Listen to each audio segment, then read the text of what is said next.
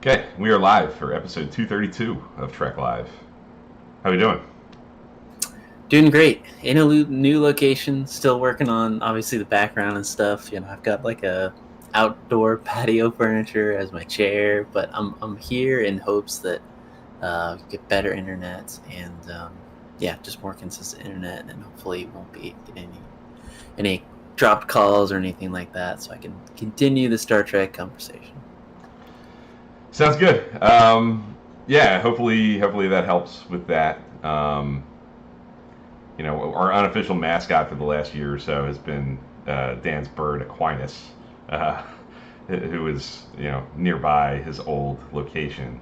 So we'll miss Aquinas, but if you got used to hearing the chirping in the background, usually when Dan was talking, that's going to be gone for the foreseeable future. So you might miss it, you might love not having it, depending on your preference. But Aquinas is alive and well, right?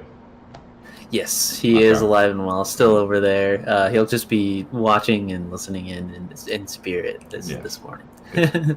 Well, we're thinking about you, Aquinas. So this week we've been really heavy on Strange New Worlds lately. I think understandably so. That season just wrapped up.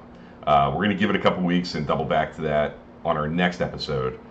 We haven't yet talked about Subspace Rhapsody, the musical, and Hegemony, obviously, which just aired as the season finale a couple days ago. So in a couple weeks we'll be back. We're going to talk about those two episodes and the season as a whole. We want to kind of give some distance, think about how we feel about season two, maybe in comparison to season one, maybe even in comparison to like Picard season three is the most recent other arguably really successful season that we've gotten. But to get away from some recency bias, maybe instead of trying to dissect it like literally 2 days after the finale, we're gonna double back to that in a couple weeks. Um, this week we're gonna kind of take a look at I think something that we've both been pretty interested in over the last few months. I rewatch Star Trek in a particular way. I watch the shows kind of overlapping as they aired originally, right? So what we're going to kind of do here is look at examples of episodes that aired on the same week and kind of look at, the interesting comparison there. Like sometimes it's a real easy call, like which show won the week. Sometimes it's a little more complicated, and it can be an interesting kind of gateway to talk about two very different episodes from two different shows. So we have three pairs of episodes, one from 1993, one from 94, and one from 95, that I've hit in my rewatch. On Twitter, through my rewatch, I'll usually post a poll for those two episodes that's shared every week as I go, just to kind of see where people's preferences lie, and we kind of use that as a way to find some interesting choices. So that's pretty much what we're going to do. We have three of them, like I said, two from TNG and DS9, one from DS9 and Voyager, and we're just going to kind of choose our favorite of the two, talk about both episodes, think about them as a pair, and kind of maybe try to put ourselves back in 1993, 94, 95, and having maybe watched these two episodes the same night, and think about what our feelings would be looking at these two episodes each time. Any thoughts before we get into Yeah, all this? I'm really excited to kind of dive into this topic because I think for years, ever since I kind of realized how Bill did his rewatches, which is it's a really fascinating one at that. I've always wanted to do a topic like this where, because this, lately there was some, we got instances like this in New Era Trek Yeah, where a few times. there, yeah, some better or worse kind of placements. Yeah. Uh, with some of these episodes, but yeah, so it's nice to be able to kind of go back in time and kind of play what if a little bit and and it just makes for a really fun conversation. So I'm kind of excited for it. Yeah, me too. I think this could be a recurring thing. We might come back to more of these as certainly my rewatch plays out. And the cool thing about the polls, asking people what they think, is it opens the door for like which ones are really close and like where does the consensus lie on these things? Like, is it as lopsided as you think? Sometimes it is. Sometimes you look at the two episodes and you go, well, that's an easy one, and it is when you look at how people vote. And sometimes it's a little surprising and maybe a little closer than you think, or it might even edge a way that I certainly wouldn't have expected necessarily. So there's going to be a lot to mine here, I think, in this kind of space. You don't see this talked about too often. Maybe it was back in the day, back in the 90s when it was happening. I'm sure people kind of compared. But now you kind of think of the shows as their own unique things. And you look at an episode listing of TNG and you don't see any Deep Space Nine. So you're not looking at it like, how did the episodes compare to each other? You're just looking at TNG episodes. But this is the way it happened in kind of real time and the way people experienced it for the first time if they were watching it as they came out. So yeah, that'll be the topic of the day. But before we do that, especially because we've been so heavy on Strange New Worlds, and our last episode we covered like 5 episodes, I think, of that show. We haven't done like a real rewatch recap. So I guess like where are you on the Next Generation season 7, and then I'll kind of touch on where I kind of sit. I think the last time we talked, I've watched 2 episodes, Phantasms and Dark Phage. I believe. Yeah, just another really good instances of like this TNG just feeling you don't really know what you're going to get week to week. I think with these 2 episodes, Phantasms is interesting to me because I know a lot of people really, I don't know if I should say shortchange it, but really just think it's really wacky because of the cake and all, but I think that's kind of what it's going for. It's trying to have these weird, wacky kind of dream sequences, imagery, yeah. And I think it has some really good, some just I don't know, character development for Data in the way he's kind of exploring some of the new stuff that he's got in, with his program or whatever you want to call it this season. And so, yeah, I enjoyed it. And it's just, I guess, really interesting to see the character development with Data. And I don't knock the episode for having really wacky kind of things in it because of, I think there is some wacky stuff in Dreams. Yeah. So, yeah, I definitely buy it.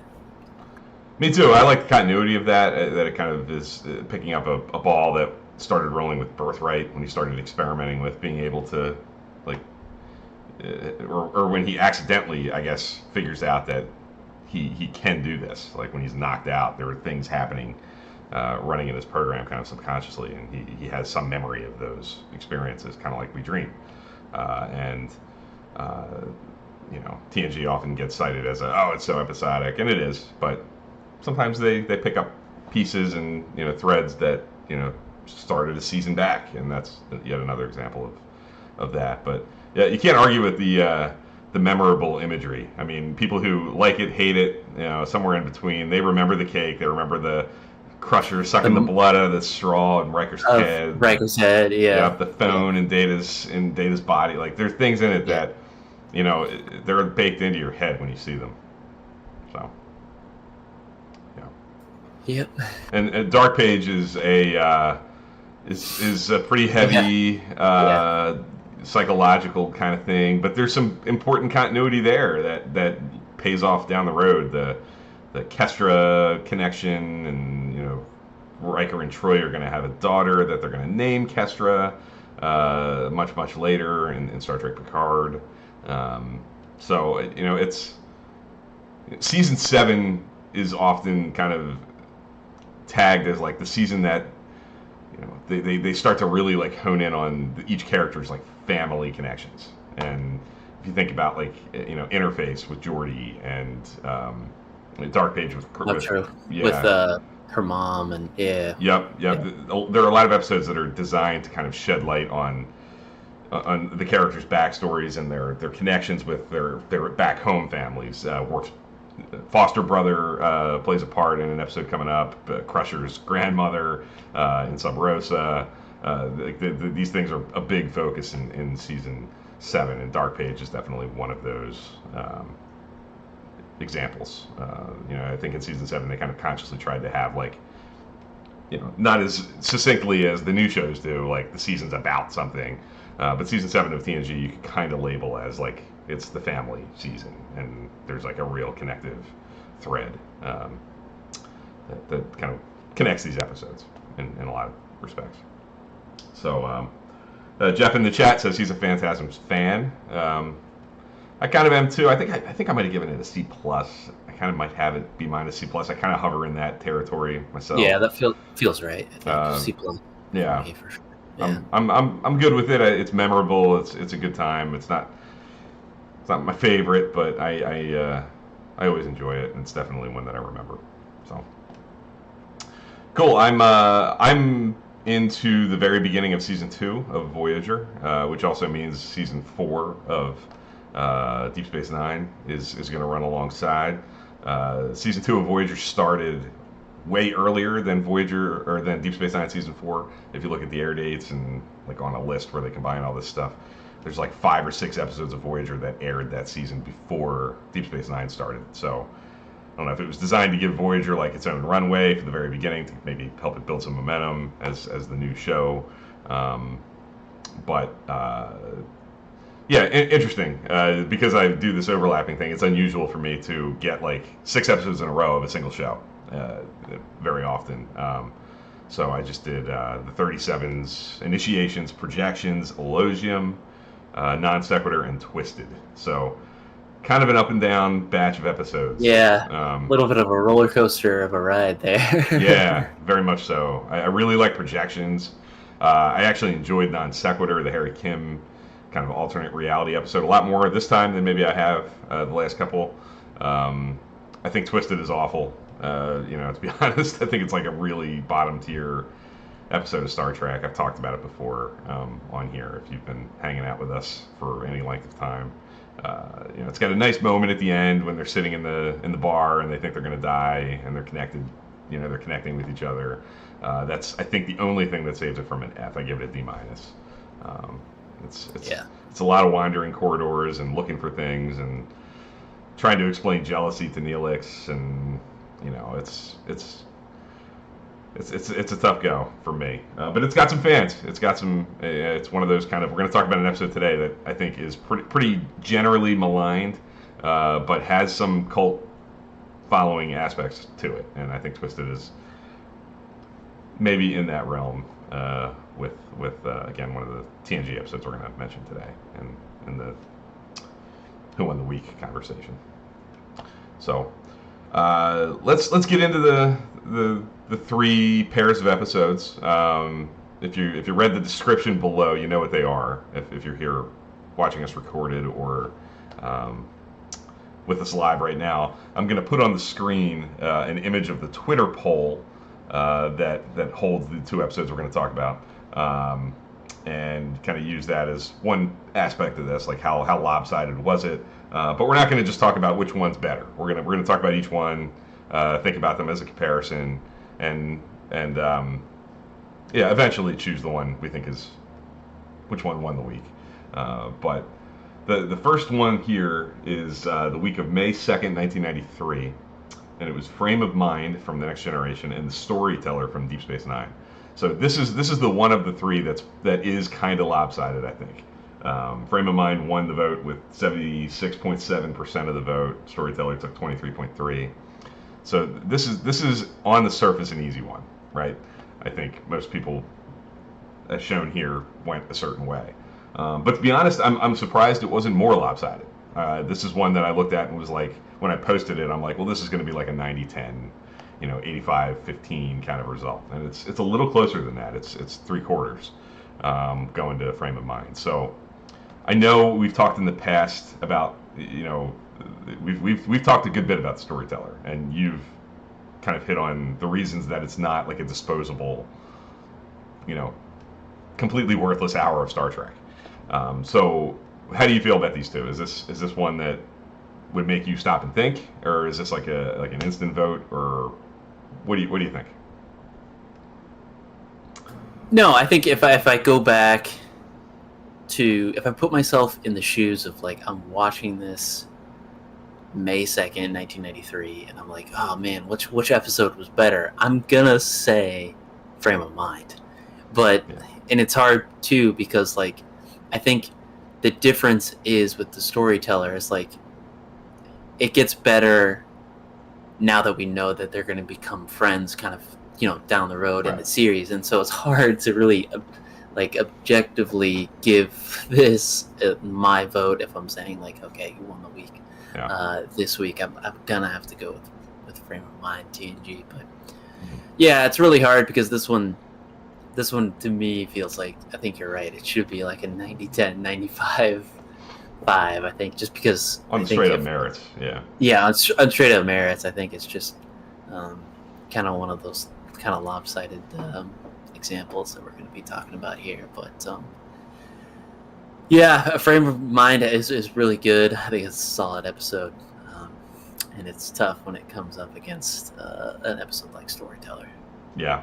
I mean, I guess when I think about the two, Frame of Mind, I think is excellent. I give it an A. I think it's an excellent episode of Star Trek. I think it's like some of the best. Like the TNG does a lot. You just watch kind of two of them that get into like psychological horror kind of territory. Like TNG's got a ton of those episodes, right? And Frame of Mind feels like maybe the most successful of all of them, all of those kinds of episodes. So, but it doesn't have like an echoing effect throughout the rest of the Next Generation. It's No, pretty definitely. standalone. Where the Storyteller, I think maybe that's why it took a heavier portion of the vote than you would expect. Is, you know, if you're a big fan of Deep Space Nine, and one of the reasons you love Deep Space Nine is the O'Brien Bashir friendship, the way that evolves, the way that you know portrays like a really strong male friendship. Uh, I guess you could be pulled that way because it is kind of like the starting point for that. Like it's kind of essential for, you know, that big component of that story. Um, so, you know, Yeah. mhm. Yeah. I mean, never in a million years would I vote for the Storyteller because like my head doesn't go there. Like I'm not as pulled by like, well, which one makes the bigger impact on the next 7 years or like the picture of the entire series. Like the two episodes in a vacuum, I think it's definitely Frame of Mind for me. But you know, a quarter of 90 people picked Storyteller. So yeah. Well, it's hard to. them. Yeah, it's hard too because like the Next Generation at this point is pretty well established, and you know, Storyteller, it's and Frame of Mind is such a like serious, really serious episode, and you know, a semi-bottle show at if I remember right. But no, Storyteller is like, I feel like it's Deep Space Nine trying to like experiment with leaving the station and meeting this you know, very particular like village, alien race, that has this village. And, so yeah, I think, I don't know. It's hard too because I feel like some of these votes are definitely maybe inflated. I think just because I think, you know, what we've kind of talked about. It's just the Brian Bashir kickoff really, and so yeah. But it's also, I think there is some cult following people who like this episode. Just you know, hearing people sing and and all that. I just yeah, it's just interesting to see. I think I can confidently say that, you know, back in maybe 1993, these poll votes might be a little bit different. Maybe, yeah, but at the same time, like I don't know, like would it be even heavier towards Frame of Mind because you don't know where the O'Brien Bashir? Yeah, that's what I'm saying. I feel like it would be more towards that 85, 90, you know, 50. Yeah. Right. Yeah. Gotcha. Yeah, I think I agree with that. I think I would imagine, but I think one of the things we've learned through the Strange New Worlds experience this season, especially, is, you know, we talked a lot about this last week. You know, depending on people's tastes with genre and tone, it really shapes like which episodes people gravitate to. And some people are very kind of open-minded, and I don't mean this in like a positive or negative way, but some people don't have strong preferences from a genre standpoint. They're kind of open to anything, which I kind of count myself as. I watch movies of all sorts. Like I'm good with a romantic comedy. I'm good with a horror movie. I'm good with, kind of whatever. But there are other people who kind of have specific lanes. They don't want to watch a musical. They don't want to watch a horror movie. They're not into the real dark. They want lighter tones, and that's probably shaping this too. I think we see that every week in Strange New Worlds as these episodes drop, and you see the kind of varied reactions that we see. Frame of Mind's a particular kind of episodes. It's really dark. It's really into the psychological thriller, suspenseful, mind warping. Like you don't know what's going on half the time.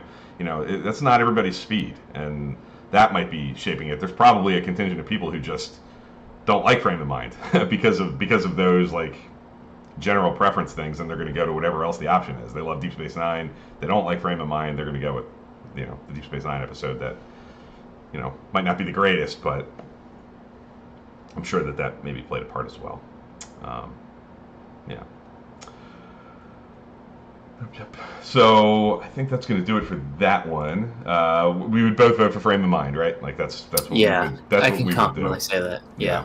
Which I mean, I think Bill has a great point. Like you might just like a typical like away mission type of setup, like Storyteller. More traditional Star Trek. Yeah, more traditional Star Trek as opposed to this really psychological like it felt like kind of day to day. You kind of got it. So yeah. I guess it comes down to personal preference. Absolutely, I agree. This next one is an interesting case of, sometimes when you do these with an episode like Frame of Mind, which has a really strong reputation, right? Like it's I think generally seen as a pretty successful episode of TNG. It grades highly, usually, and a lot of the time when you run these polls, you see one that is kind of like the obvious front runner. February 20th, 1994, we have Masks and Shadowplay, which to me is like a really interesting pair of episodes because you have Masks, which is the one I was alluding to earlier that has kind of a cult following, but generally I think if we were at a big convention and we put a bunch of people into a room and tried to poll people on thumbs up, thumbs down on Masks, it's probably going to skew down, and the people who are skewing up are going to be talking about it from a kind of silly, culty, so bad it's good, so wacky it's good. However, they're going to define. They're going to probably couch it in some sort of view like that.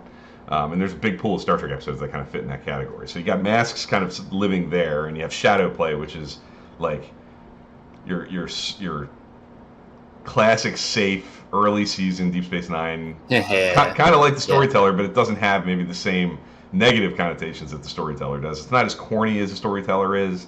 It's not as memorably bad as the Storyteller is for a lot of people. It's like your classic middle of the road episode. Shadowplay is the episode that is like, if Strange New Worlds did that, they would get roasted in a 10 episode season. People would feel like you wasted it because it's too safe. It's too nothing. Like it's fine in a 26 episode season. Like I think it's a perfectly digestible. I think there are really good elements of it. I think it's nice. It's not a bad episode of Star Trek, but it's very middle of the road, right? It's safe. So, this was one that when I posted it, I was like, I don't know which one. Like, are people going to go with Shadowplay or are they going to go with Masks? Because Masks is the more memorable of the two. I think people generally speaking will look at the title Masks and know what it is and not have to look it up. Shadowplay, you might have a lot of people running over to Memory Alpha and go, wait, which one is that again? To make sure they know which episode they're picking, right? I just did that. I just wanted to make sure it was the episode that I was thinking of. Yeah, exactly. So on the surface, what do you think? Like if you're voting in this poll, like where are you kind of gut? I'm voting Masks. Yeah. Mm-hmm. I don't know if I did vote for this or not, but I'll go back and vote. But I don't know. It's this is a really fun case study because it's like I think it's like TNG really swinging for the fences here. And then Deep Space Nine taking like a typical tried and true type of like really how the episode's structured and kind of set up. It feels like it could be successful or kind of middle of the road. Just like we've done something like this before, and so I would definitely vote Masks, but I can definitely see why Shadowplay is kind of the safer bet.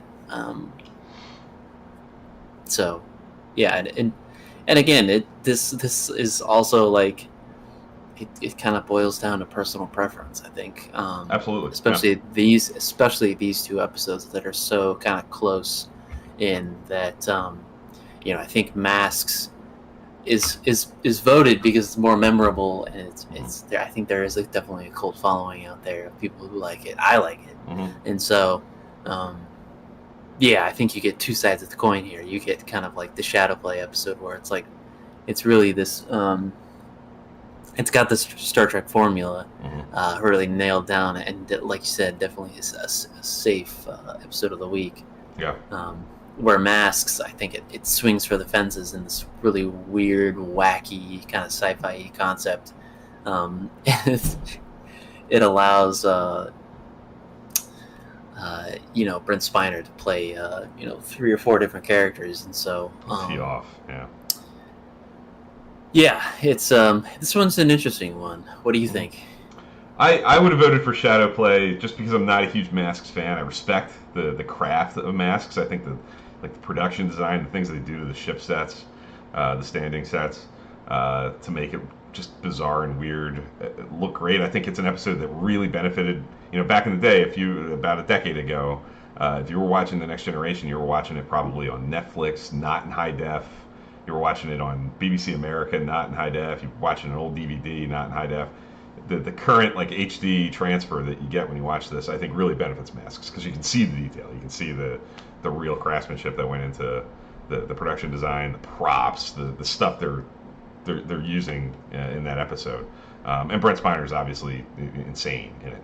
But Shadowplay, I think has some merit. I think Melody Cyberhoney here, wishes we had more Dax and Odo kind of. That's not a pair that you see very often throughout the course of that show. I think it's kind of it's nice, especially in the early seasons. You don't see like Odo's sensitive side very often. He's pretty rigid. He's pretty, very kind of committed to his kind of shtick. And getting to see him, he interacts with like a young girl in this episode and kind of connects with her while they're dealing with this mystery, what's happening to people, why are they disappearing. And it's got a big memorable twist in it that the whole town's a holographic simulation, and it's an old guy living by himself and wants to have his people around him, so this is what he did. There's some nice emotional resonance going on in Shadowplay if you can get into the story. I don't think it's a great episode, but I think it's solid. So I would probably go Shadowplay, but I always kind of think about in these pairings, like if we were at a Trek After Dark, like we do. On occasion, and we're looking for an episode to watch. If these are the two choices, I'm gonna, in a setting like that, when you're with friends or it's more of like a hangout kind of setting, I'm gonna pick Masks because it's more fun. I think it's a more enjoyable experience if you're just kind of in it for that element of it. But I mean, I would have voted for Shadowplay as like that's what I would rank higher as like the better episode of Star Trek. So that's.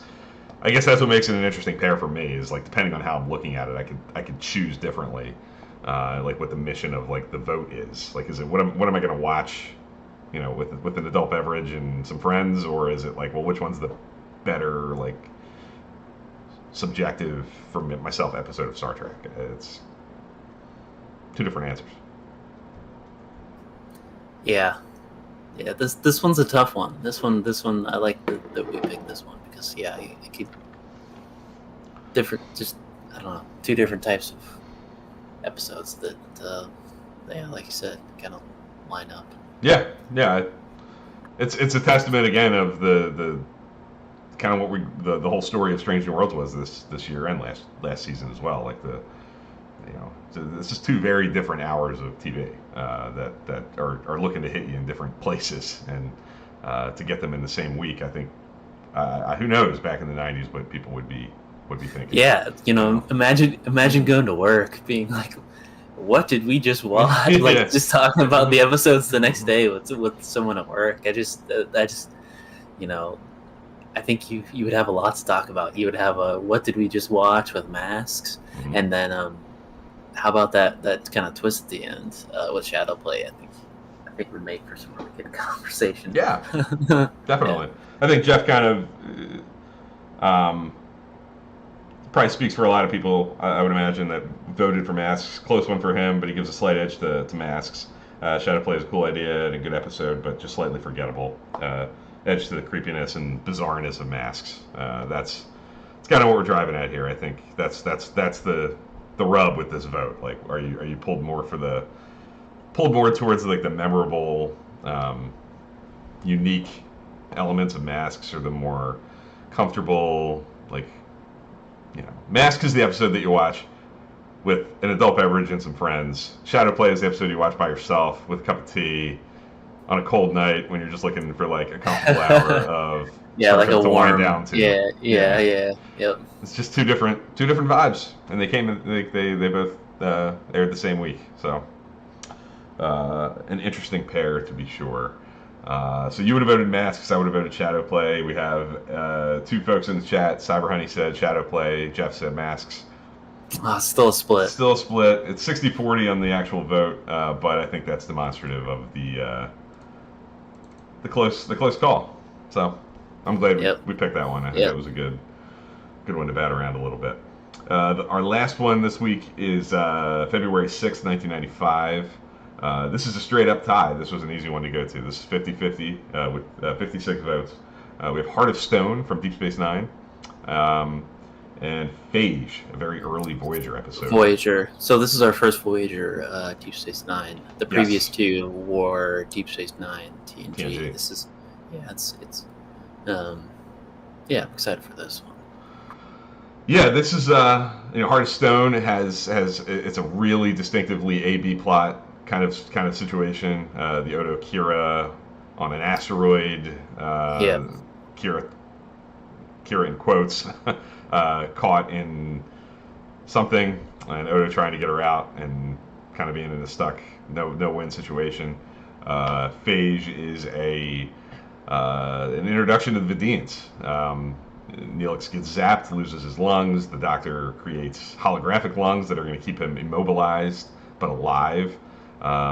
If they can't retrieve, not even retrieve the lungs, it's like find a more advanced medical solution than they have at their disposal. The Doctor doesn't know how to fix him. They're going to need something really advanced, like the Vidians need to help them to reverse this. So kind of a medical drama, kind of a chase kind of episode where the Voyager's kind of on the tails of the Vidians trying to nab them back. And like I said, it's a straight up 50-50 vote on the poll, so it's a clear close call. I think this is the only one of the 40 some of these that are on a thread on Twitter so far that has come up with an exact tie. There are some really close ones, like in the 48-52 kind of range, but this is the only legit tie. So, what's your gut say? I mean, your memory of these two episodes. What do you think? Gosh, this one's tough. This one is really tough. Because I think like Heart of Stone has such a, at this point, I think it's a really nice pairing with Odo and Kira. I think we're still in crush mode. I think with Odo, and very much so. Fun little twist at the end of this episode. Yeah. And it's the Big Nog episode. Yeah, and where he wants to join Starfleet. Yeah. Yeah. And then Phage is, that's tough because it's like an introduction to this really like out of left field kind of cool kind of, again, concept of this this new species that we get with in the Delta Quadrant with the Vidians, and again, like you said, there's this chase. There's like a ticking time where we got to figure this out, or Neelix is going to be in sick bay for the rest of his life. So, this is tough. My gut right now, like Heart of Stone, but tomorrow I could change my pick. Yeah, I think the thing that really carries Heart of Stone for me is the Nog. It's such a big pivot point for that character. Going to Cisco and asking him to sponsor his application to Starfleet, and Cisco just kind of drilling him for the episode, trying to figure out like why do you actually want to do this, or is this some kind of like non-committed like kind of lark Ferengi, yeah. Yeah, is this some opportunity you're seeing? Like, why are you doing this? Where's the profit in this? Yeah, why are you doing it? Yeah. And Nog has this big like outburst explosion about, I don't want to be like my dad. I don't want to be, a waiter at my uncle's bar, scraping by with what I can get, and I guess living on the space station and being surrounded by all these opportunities, all these different societies that live differently have opened his eyes a little bit, and he wants to join Starfleet. He wants to do something differently than his dad did, and that's a big. I mean, if that's not Star Trek, what is? Like that's like quintessentially great Star Trek mission statement stuff, and that really carries a lot of weight for me. The Odo Kira stuff. The twist is good, but I think it undermines the drama of the episode a little bit. Like we spend a lot of time with Odo kind of like warming up to being truthful with Kira, and obviously the real thing this is driving at is Odo's got to be truthful with himself, and acknowledge what he feels, and we're not there yet to actually do something about it. And Odo's certainly not there yet either. But I always come away feeling like kind of a reset button kind of a situation emotionally. Some of the shows tend to use the reset button to like reset the plot and kind of undo the big dramatic swings that an episode might take. This feels a little bit on the but not really. I mean, it does change Odo's vibe around Kira for the foreseeable future, for the rest of the show really. So it does, even that I think works pretty well, and it's I think it's good. I think Heart of Stone's gotten better over the years with me. I've grown to like it more. And Phage is good, and a good, really strong introduction for the Vidians. They're scary. They're much more successful kind of early Voyager antagonists than Kazon. They're scary. They're intimidating. They're complicated. When I think of Phage, I think of the scene. I know it's been a long time since you did Voyager, but there's a scene towards the end of the episode where the Vidians are on the ship. They've caught them, they beamed them over, and Janeway's in the transporter room with the two Vidian guys. And they find out that the Neelix's lungs are already integrated into this Vidian guy, and they're harvesting organs because they're dying. They have this phage. They have this completely disastrous pandemic that is wiping people out and destroying their organs, and this is the way they survive. And they can pull him out of this guy, but it's going to kill the guy, the Vidian man. And Janeway's reaction to that is kind of like a really key early moment for Janeway, where you really get to hone in on like her mentality as a captain when she's in these classic no-win kind of situations that Star Trek captains are constantly put into. So there's a lot of really strong stuff. I think it's an early showcase for Robert Picardo as the Doctor. A lot of sickbay drama going on with his interactions with Neelix and Kes. It kind of starts the ball rolling on the whole Kes Doctor friendship, learning to become a nurse and help the Doctor in a more formal way. So these are two episodes that carry a lot of weight, and I think that's why the vote is as close as it is, and why it's hard to choose. They're very different kinds of episodes, but I think it's hard to choose. I think I picked Heart of Stone, if I remember correctly. I don't have my ranks right in front of me, but I'm pretty sure I have Heart of Stone especially ahead of Phage. Yeah, man, that is a really tough, because I think both episodes were really strong episodes of Star Trek. So, yeah, this is definitely, you saved kind of the toughest for last here, Bill, because this could go back and forth. Tomorrow I might pick, Phage, or, when I go through each of these series, it might change my perspective on these. But yeah, just, I don't know, getting back in 1995, like, coming up, like, February 7th, like, well, I don't know, that's kind of a tough, I guess it's a good problem to have, like, just coming into work or talking to someone that you talk to Star Trek with, you just have two really strong kind of episodes, I think, work really well. Yeah. So in the chat, we have Cyber Honey, Heart of Stone easily for her. The Phage gross her out. Not a huge Vidian fan. The organ harvesting is ghoulish. Cannibalism. what drives someone to do that. That's yeah. I mean, that's kind of what the whole Vidian story is about. Trying to hone in on what drives someone to do that, and it's tough. You are Mixon's craziest theories. Welcome. I think we've seen you here before. Welcome back, if that's true. Nothing beats Nog wanting to join Starfleet, so that's a Heart of Stone vote. And Jeff was saying a really tough vote. He remembers when poll was put out. I don't think you've said yet, Jeff, which one you voted for or would vote for. Oh no, you did. You said you went with Phage. Both are so good. Okay. Yeah. Yeah, it's So that's we have a little bit of a split there. I mean, we have a lot of us picked the Heart of Stone, but we have a Phage vote. It's another example. I think series preference probably comes into play. People who love Voyager, Phage is a good episode of Voyager, in I think a lot of people's minds. So if you're a real Voyager fan, I think there's a pull towards that. It's tough. That would be, to me. I would feel like if you could go back in time and live in February of '95, that would feel like that was a good week of Star Trek. That was like two solid episodes, and you'd come away feeling pretty good about the two shows and feeling like you got 2 good hours and not as much of a split. It's oftentimes it feels like when you look at these polls, at least for me, and you look at the pairs of episodes, usually you come away feeling like, oh, one really hit it and one was okay, or one was really good and one was bad. When you get the two that are really two really good episodes, it's positive. And doesn't happen every time. Yep.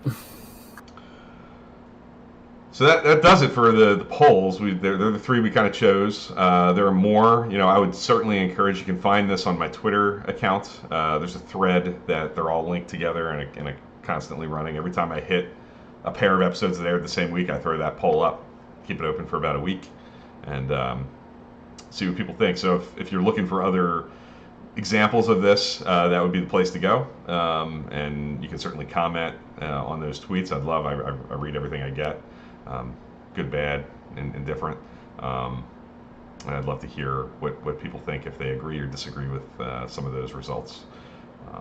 But I would definitely like to do this again. There are many other examples that I haven't hit yet, that I haven't put up on poll versions yet, but there are resources online to look at air dates. There are lists that you can get that display the episodes this way, so that you can see, like, these two aired the same week, and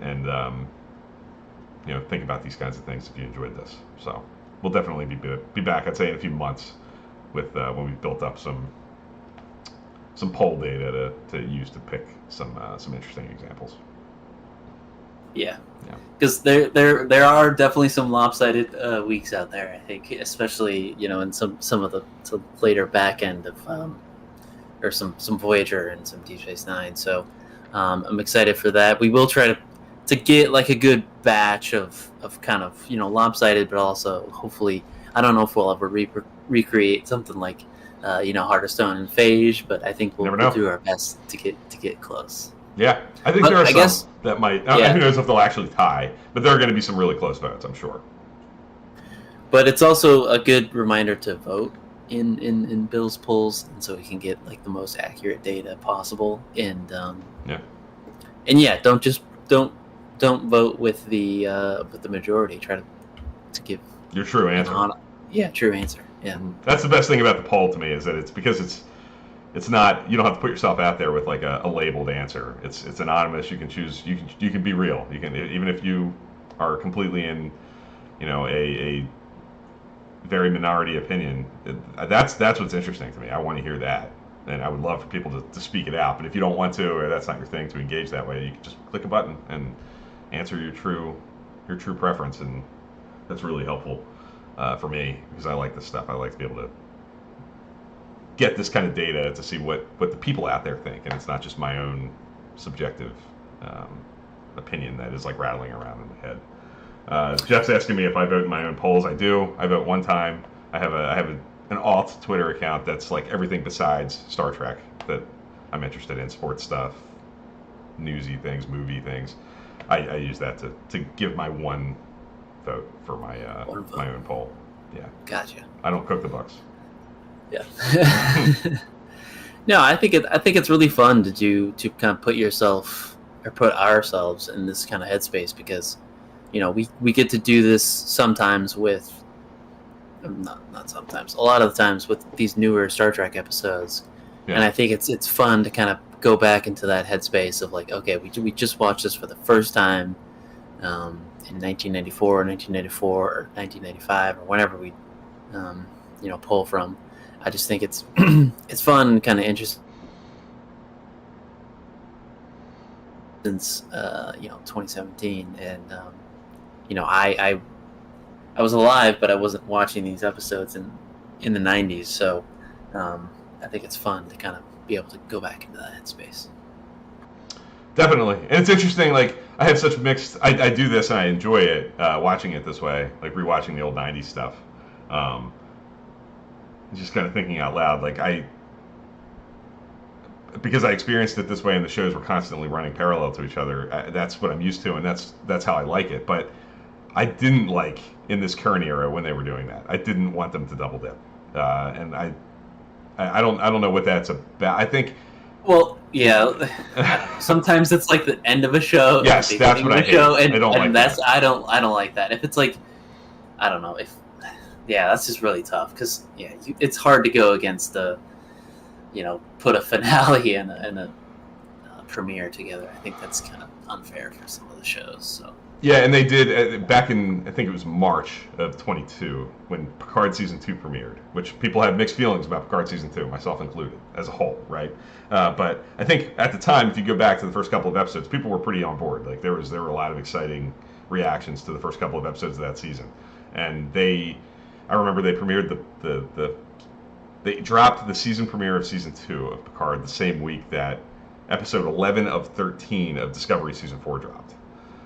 Rosetta was the episode, and I think it's a good, solid episode of Discovery. And I just felt like they totally did Discovery dirty by doing that. Like they really, I think Discovery season 4 had some real notches against it. I think breaking in the middle of the season broke the momentum of that season for people, and I think overlapping the beginning of Picard season 2 when that season was at its peak and its hottest, and the Stargazer stuff, the parallel universe stuff, like the really exciting things, kind of overlapping the tail end of season 4, just really was not helpful to that Discovery season 4. So the examples of overlapping episodes in the current era aren't things I'm in love with. I think they kind of didn't use it.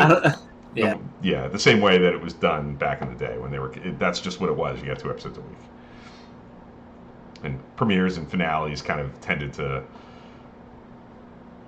Sometimes they overlapped and sometimes they didn't, but for the vast majority of the time, it was just 2 kind of mid-season episodes of both shows dropping at the same time. Yeah. So. I agree. That feels unfair. Yeah, they totally hosed. Rosetta, especially, that episode did not get its own fair week. It had no chance. Yeah, that was a shame.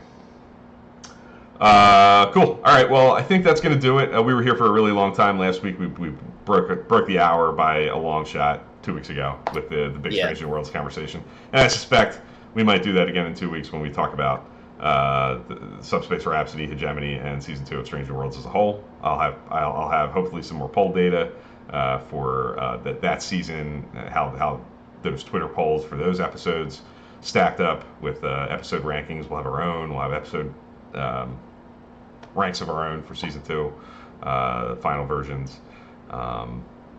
So feel a little bit more confident in those. You can go on Twitter, obviously, and see some of the early rankings and stuff of that, but they change. I think they change, and I think I'll be able to feel more confident and confidently talk about them.